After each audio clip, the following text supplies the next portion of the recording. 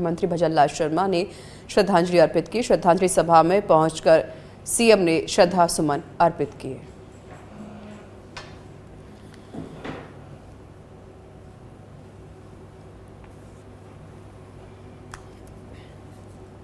तो मुख्यमंत्री भजनलाल शर्मा राज्यवर्धन सिंह राठौर के पिता की श्रद्धांजलि सभा में पहुंचे, जहां पर उन्होंने उनके पिता को श्रद्धा सुमन अर्पित किए।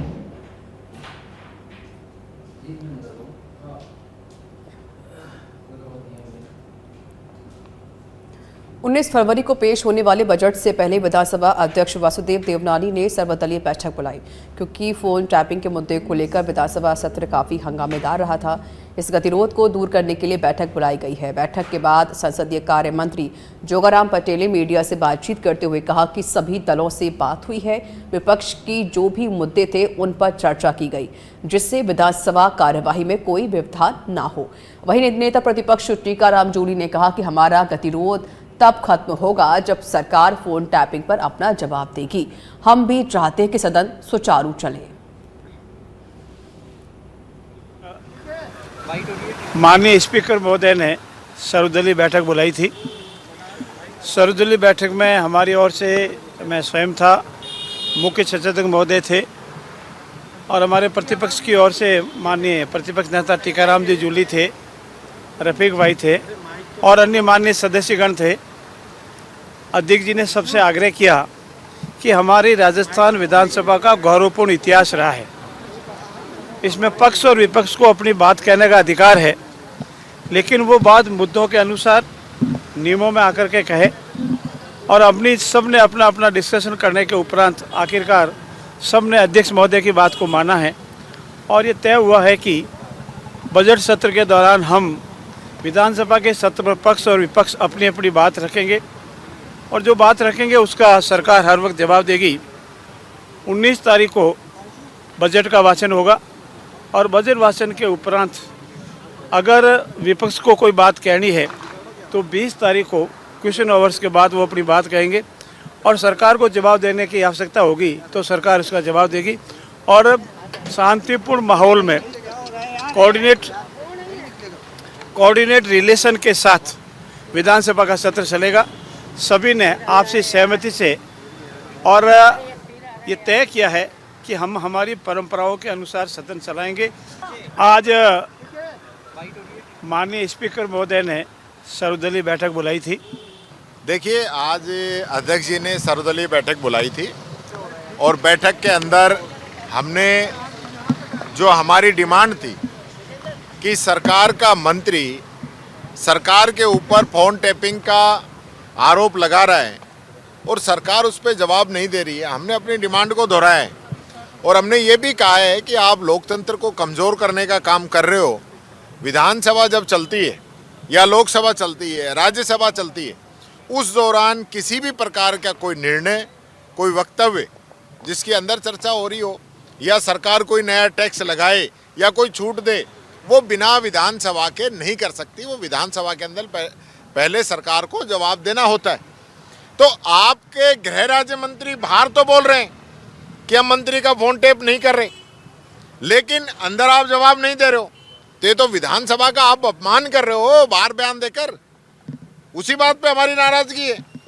हमने सरकार से स्पष्ट कह दिया है कि सरकार और माननीय अध्यक्ष जी इस पे व्यवस्था देंगे, सरकार का जवाब की तो आगे कार्रवाई चलेगी और व्यवस्था नहीं देंगे तो कार्रवाई नहीं चलेगी। देखिए, आज अध्यक्ष जी ने सर्वदलीय बीकानेर के नोखा में एक शख्स के घर आए 29 करोड़ के बिजली के बिल पर ऊर्जा मंत्री हिरालाल नागर का बयान सामने आया। नागर ने कहा कि सोशल मीडिया के जरिए इस पूरे प्रकरण की जानकारी मिली। इसको लेकर विभाग के अधिकारियों को जांच के आदेश दे दिए गए हैं। किस स्तर पर ये चूक हुई है, इसकी भी जांच की जा रही है। जो भी सोशल मीडिया के माध्यम से आया है, मैंने ये जानकारी अधिकारियों के भेजी है और उस पर किस तरह से आया है, कहाँ किस लेवल पर उसमें कमी रह गई, कि कौन दोषी है, उसके बारे में जांच करेंगे और जो भी ठीक होगा, अगर कहीं गड़बड़ है, कोई तकनीकी रूप से खामी रही है तो उसको ठीक किया जाएगा। जो भी सोशल मीडिया के माध्यम से आया है। बीजेपी के पूर्व प्रदेश अध्यक्ष सतीश पुनिया नाथ द्वारा पहुंचे, जहां प्रभु श्रीनाथ जी के राजभोग झांकी के दर्शन करके देशवासियों के शुभत्व के लिए उन्होंने कामना भी की।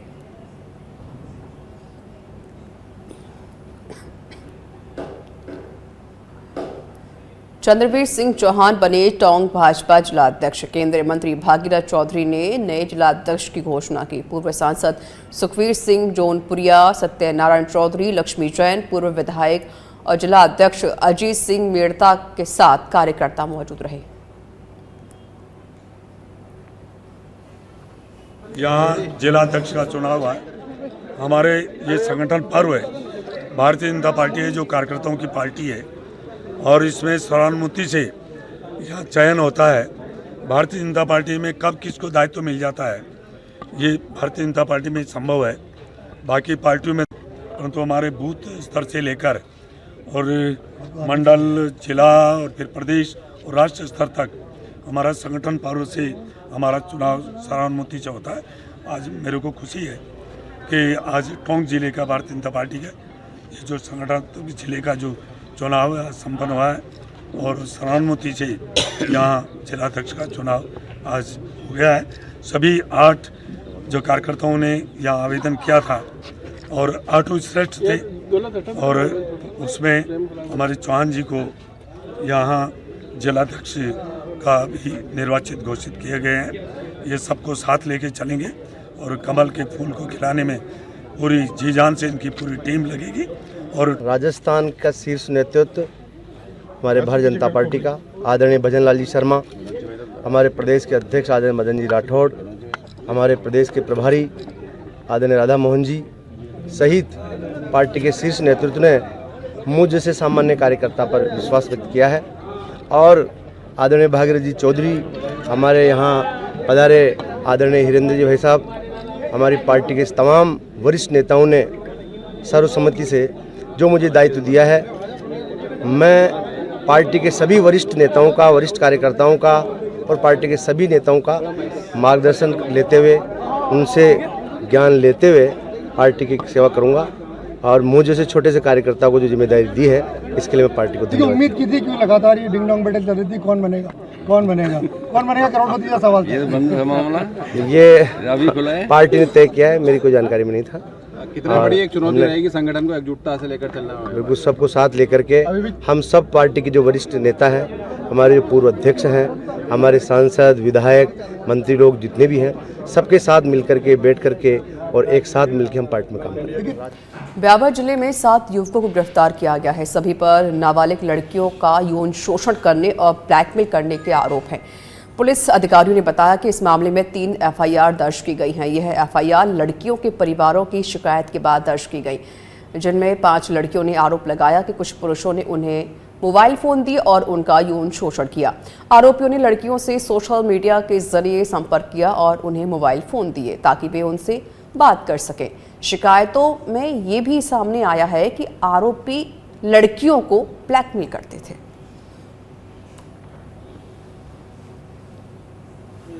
मामला दर्ज कल शाम को किया था और एसपी और डिप्टी एसपी को मौके पर भेज के पुलिस की टीमें गठित करके 7 मुलजिमों को राउंड अप कर लिया गया और अनुसंधान गंभीरता से और त्वरित गति से कर रहे हैं और उनको शीघ्र ही उनको केस ऑफिसर्स की में अनूपगढ़ में किसान नेताओं और जिला प्रशासन की वार्ता हुई है। जिला कलेक्टर ने कहा कि 28 तारीख तक रिलाइनिंग का कार्य पूरा होने के बाद किसानों को यह अतिरिक्त पानी की बारी दिलाई जाएगी। रावला में किसानों के बकाया पड़े सरसों के भुगतान और पहले से खराब हुई फसल का मुआवजा दिलवाने का भी आश्वासन दिया गया है। जिला कलेक्टर डॉक्टर मंजू और एसपी गौरव यादव के आश्वासन पर सौहार्दपूर्ण वातावरण में किसान नेताओं ने चक्का जाम स्थगित करने का निर्णय किया।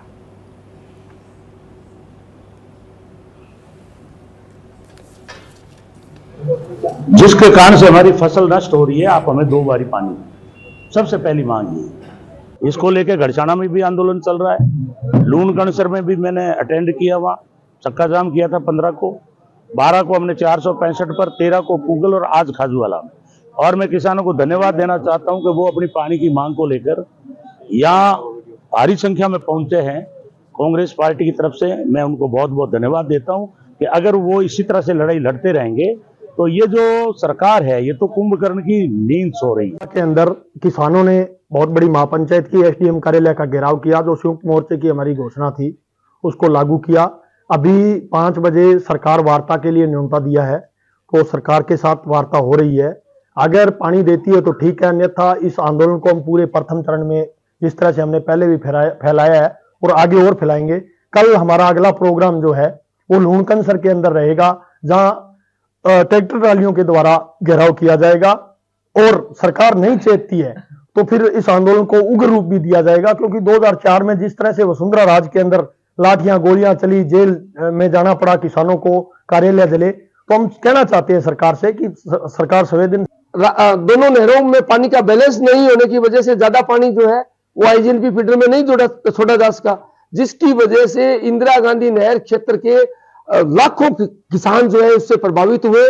40 लाख किसान जो है वो सीधे तौर से इसके प्रभावित हुए और बहुत बड़ी संख्या में जो है पेयजल की भी दिक्कत पैदा हुई है। और एक पानी की वजह से जो हाड़ी की फसल पकनी थी वो पकाव के अभाव में नष्ट हो गई, तो अरबों रुपए का नुकसान किसानों का हो गया। भरतपुर के बयाना में मौसम परिवर्तन ने लोगों के स्वास्थ्य पर गंभीर प्रभाव डालना शुरू कर दिया है। दिन में तेज गर्मी और रात में ठंडक के कारण वायरल संक्रमण के मामले में तेजी से बढ़ोतरी हो रही है। स्थानीय स्वास्थ्य केंद्रों में सर्दी, खांसी, गले में खराश और जुकाम से पीड़ित मरीजों की संख्या में वृद्धि देखी जा रही है।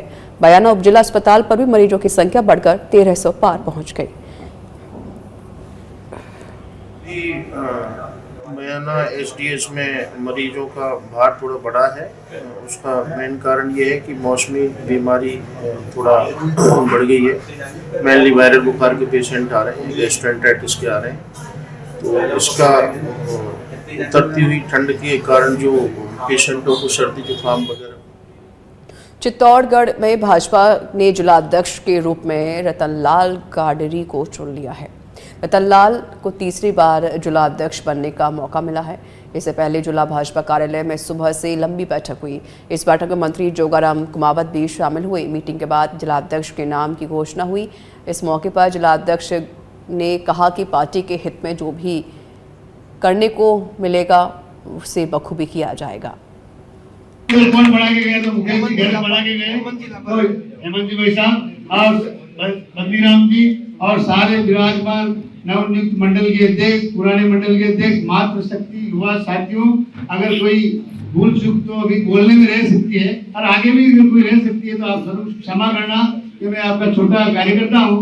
और आपने जो स्नेह प्यार मेरे ऊपर दिया है, आपकी जो भावना, पिछली बार भी आपने मेरे पर जो स्नेह प्यार रखा और उसमें भी कभी गलती रही हो तो आप एक छोटा भाई समझ कर कान पकड़ कर कह सकते हैं कि ये भाई रतन गलत कर रहा है। मैं पार्टी के हित में जो आप कहोगे वो करने के लिए तैयार रहूंगा। जितना प्यार मैं नहीं कर सकता, लेकिन आपको विश्वास दिलाता हूँ।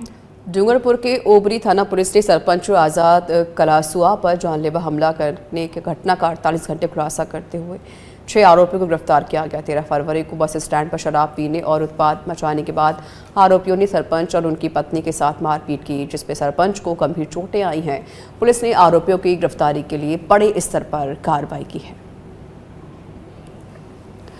धौलपुर के सैपऊ से खबर है, पुलिस और प्रशासन की संयुक्त कार्रवाई देखने को मिली है। कस्बे के बाजारों से अस्थायी अतिक्रमण को हटाया गया। दुकानदारों को इसकी हिदायत भी दी गई है और पुलिस ने कहा कि अगर फिर से अतिक्रमण किया गया तो बख्शा नहीं जाएगा, त्वरित कार्रवाई होगी। सुचारू रहे उसके लिए व्यवस्थाएं कर रहे हैं। जो अतिक्रमण है उसको हम क्लियर करवाने के लिए इसका एक अभियान चला रहे हैं जी सर, ताकि लोगों को मेले के दौरान आवागमन में व्यवस्थाओं में बाधा नहीं हो। इस तरह का हमारा समझाइश करने का एक छोटा सा अभियान है।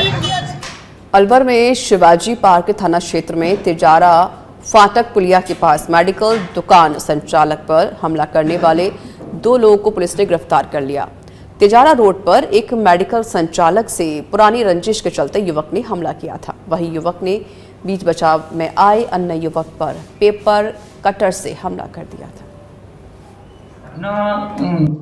13/2/25 की आरोपियों द्वारा एक मेडिकल की दुकान पर गए थे, जहाँ उसके साथ में जो मारपीट कर रहे थे, तो बीच में दौरान जो व्यक्ति बचाने आया था उसके साथ में एक पेपर कटर चाकू नुमा है उससे हमने उसके सिर में चोट पहुंचा कर उसको घायल कर दिया था, जिस पर मुकदमा दर्ज पर्चा बयान पर किया जाकर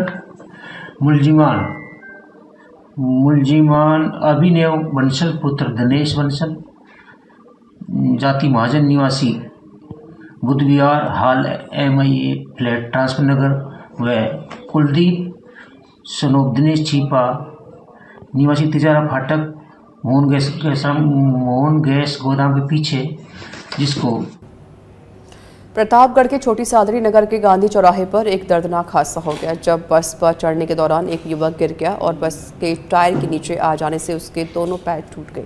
हादसे में युवक बुरी तरह से घायल हो गया है।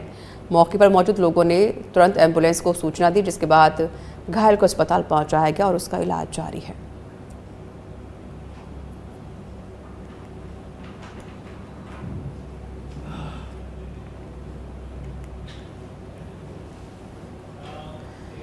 जयपुर नगर निगम हेरिटेज ने शहर में अवैध बूचड़खानों के खिलाफ एक बड़ा अभियान छेड़ दिया है। स्वच्छता, कानून व्यवस्था और नागरिकों की सेहत को ध्यान में रखते हुए निगम ने कई अवैध बूचड़खानों पर ताबड़तोड़ छापेमारी की है।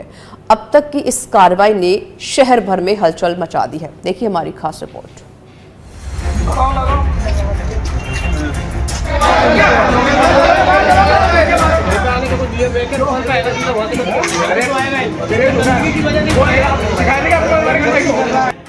जयपुर नगर निगम हेरिटेज ने अवैध बूचड़खानों के खिलाफ अपने मोर्चेबंदी को और सख्त कर दिया है।